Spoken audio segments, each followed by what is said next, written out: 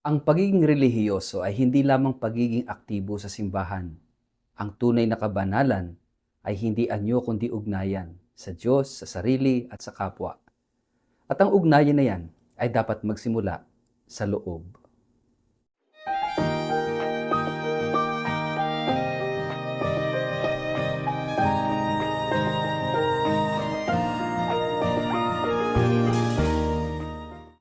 Ang mabuting balita ng Panginoon ayon kay San Mateo.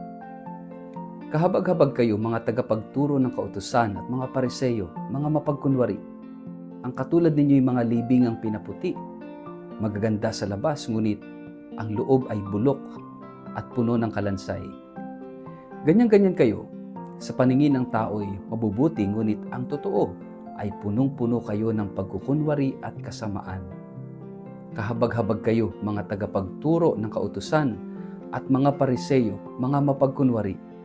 Nagpapagawa kayo ng libingan para sa mga propeta at pinapaganda ang mga puntod ng mga taong namuhay ng matuwid.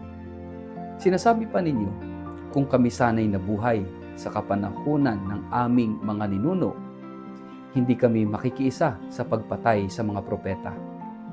Sa sinabi ninyong iyan, inaamin ninyong kayo ay mga anak ng mga pumaslang sa mga propeta. Sige, tapusin ninyo ang sinimulan ng inyong mga ninuno. Ang mabuting balita ng Panginoon. Word of the day, hear what God has to say.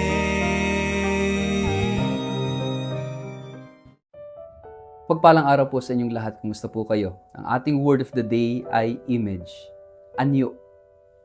Yan ang isang salita na tila kaaya-aya sa pandinig.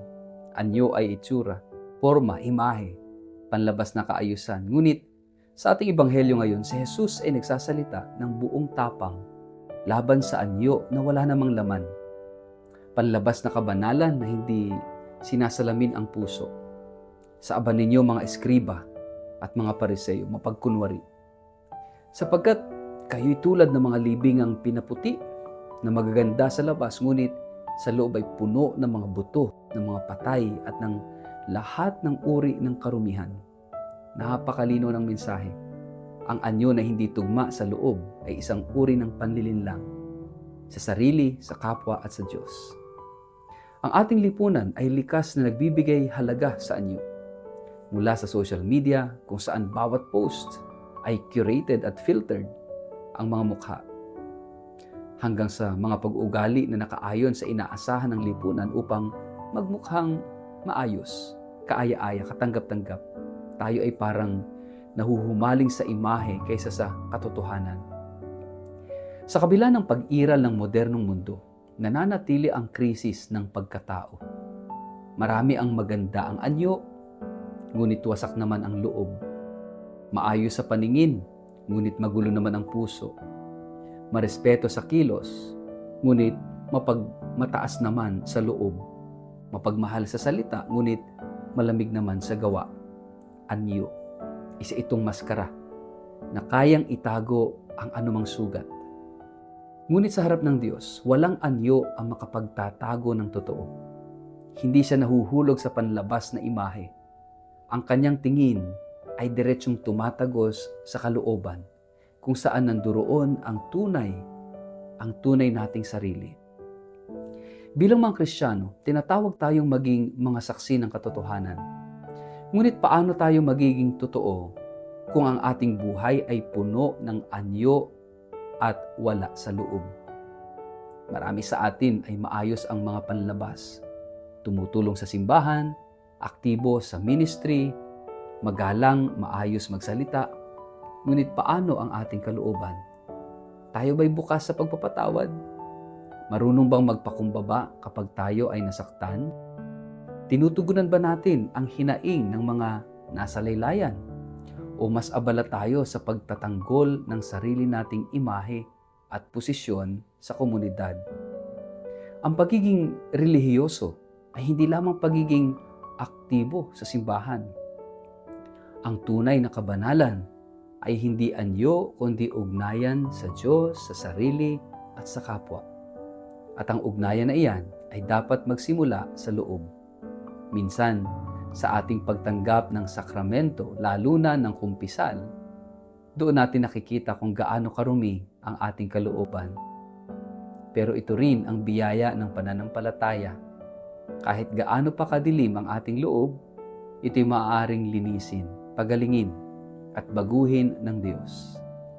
Hindi mo kailangang manatiling bilanggo. Bilanggo ang panlabas mong anyo ay hindi tugma sa iyong loob. Hindi mo kailangang takasan ang sarili mo. Inaanyayahan ka ni Jesus na tanggalin ang maskara. Bumalik sa katotohanan. Harapin ang sarili.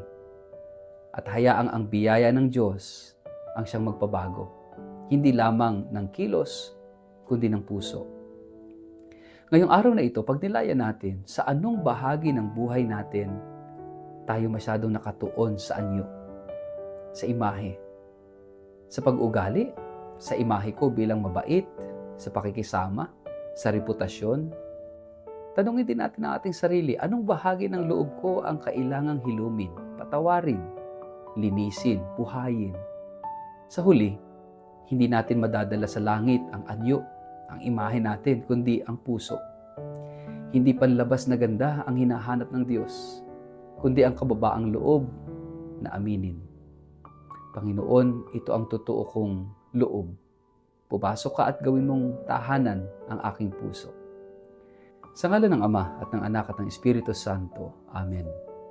Panginoon, Ikaw na tumatago sa panlabas na anyo, silipin mo ang aking kalooban. Tulungan mo akong alisin ang maskarang matagal ko nang isinusuot. Linisin mo ang puso kong marumi. Pagalingin mo ang damdaming sugatan at ibalik mo ako sa katotohanang ikaw lamang ang tanging pinagmumulan ng tunay na kabutihan. Gawin mo akong totoo sa salita, sa gawa at sa loob. Amen. Pagpalain po kahit ingatan ng makapangyarihang Diyos, Ama at Anak at Espiritu Santo. Amen.